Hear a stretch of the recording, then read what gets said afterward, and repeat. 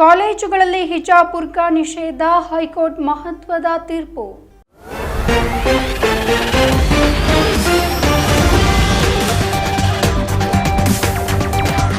College ಕ್ಯಾಂಪಸ್ನಲ್ಲಿ ಹಿಜಾಬ್, ನಿಕಾಬ್, ಬುರ್ಕಾ, ಟೋಪಿಯನ್ನು ಧರಿಸುವುದನ್ನು ನಿಷೇಧಿಸುವ ಎನ್ಜೆ ಆಚಾರ್ಯ ಮತ್ತು ಡಿಕೆ ಮರಾಠೆ ಕಲಾ ವಿಜ್ಞಾನ ಮತ್ತು ವಾಣಿಜ್ಯ ಕಾಲೇಜು ಜಾರಿಗೊಳಿಸಿದ ಡ್ರೆಸ್ ಕೋಡ್ ಅನ್ನು ಪ್ರಶ್ನಿಸಿ 9 ವಿದ್ಯಾರ್ಥಿನಿಯರು ಸಲ್ಲಿಸಿದ ಅರ್ಜಿಯನ್ನು ಬಾಂಬೆ ಹೈಕೋರ್ಟ್ ತಿರಸ್ಕರಿಸಿದೆ. ಜೆಎನ್ ಆಚಾರ್ಯ ಮತ್ತು ಡಿಕೆ ಮರಾಠೆ ಕಲಾ ವಿಜ್ಞಾನ ಮತ್ತು ವಾಣಿಜ್ಯ ಕಲೆ ವಿದ್ಯಾಲಯದ 9 ವಿದ್ಯಾರ್ಥಿಗಳು ಕ್ಯಾಂಪಸ್ನಲ್ಲಿ ಹಿಜಾಬ್ ಧರಿಸುವುದನ್ನು ನಿಷೇಧಿಸುವ ಬಗ್ಗೆ ಕಾಲೇಜು ಆಡಳಿತ ಮಂಡಳಿ ವಿಧಿಸಿರುವ ಡ್ರೆಸ್ ಕೋಡ್ ವಿರುದ್ಧ ವಿದ್ಯಾರ್ಥಿನಿಯರು ಅರ್ಜಿಯನ್ನು ಸಲ್ಲಿಸಿದ್ದಾರೆ. ಈ ಕಾಲೇಜಿನಲ್ಲಿ ದಾಖಲಾಗಿರುವ ಅರ್ಜಿದಾರರು ಬಿಎಸ್ಸಿ ಮತ್ತು ಬಿಎಸ್ಸಿ ಕಂಪ್ಯೂಟರ್ ಸೈನ್ಸ್ ಪದವಿಗಳನ್ನು ಪಡಿತಾ ಇದ್ದಾರೆ.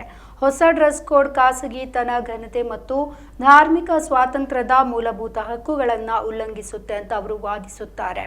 ಅರ್ಜಿಯ ಪ್ರಕಾರ ವಿದ್ಯಾರ್ಥಿಗಳು ಹಲವಾರು ವರ್ಷಗಳಿಂದ ಕಾಲೇಜಿನ ಒಳಗೆ ಹೊರಗೆ ಹಿಜಾಬ್ ಅನ್ನು ಧರಿಸಿದ್ದಾರೆ.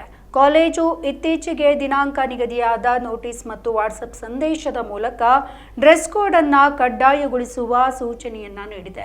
ಇದು ಕಾನೂನು ಆಧಾರವನ್ನು ಹೊಂದಿಲ್ಲ ಮತ್ತು ಭಾರತದ ಸಂವಿಧಾನ 14, 19, 21, 25, 26 ಮತ್ತು 29ನೇ ವಿಧಿಗಳ ಅಡಿಯಲ್ಲಿ ತಮ್ಮ ಸಾಂವಿಧಾನಿಕ ಹಕ್ಕುಗಳನ್ನು ಅಸಮಂಜಸವಾಗಿ ಮೊಟಕುಗೊಳಿಸುತ್ತೆ ಅಂತ ಅರ್ಜಿದಾರರು ವಾದಿಸಿದ್ದಾರೆ.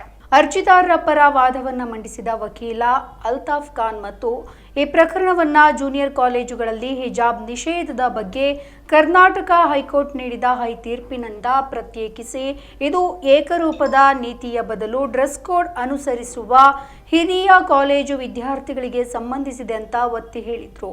ವಾಟ್ಸಪ್ ಮೂಲಕ ಡ್ರೆಸ್ ಕೋಡ್ ಹೇರಲು ಕಾನೂನು ಬೆಂಬಲ ಇಲ್ಲ ಎಂದು ಖಾನ್ ವಾದಿಸಿದ್ದಾರೆ. ವಸ್ತ್ರ ಸಂಹಿತೆ ಸಾರ್ವತ್ರಿಕವಾಗಿ ಅನ್ವಯಿಸುತ್ತೆ ಅಂತ ಅಂತೂರ್ಕರ್ ಪ್ರತಿಕ್ರಿಯಿಸಿದ್ದಾರೆ ಮತ್ತು ಹಿಜಾಬ್ ಅನ್ನು ಧರಿಸುವಂಥದ್ದು ಇಸ್ಲಾಂನಲ್ಲಿ ನಿರ್ಣಾಯಕ ಧಾರ್ಮಿಕ ಆಚರಣೆಯಾಗಿದೆ ಅಂತ ಪ್ರದರ್ಶಿಸಲು ಅರ್ಜಿದಾರರಿಗೆ ಸವಾಲನ್ನು ಹಾಕಿದ್ರು.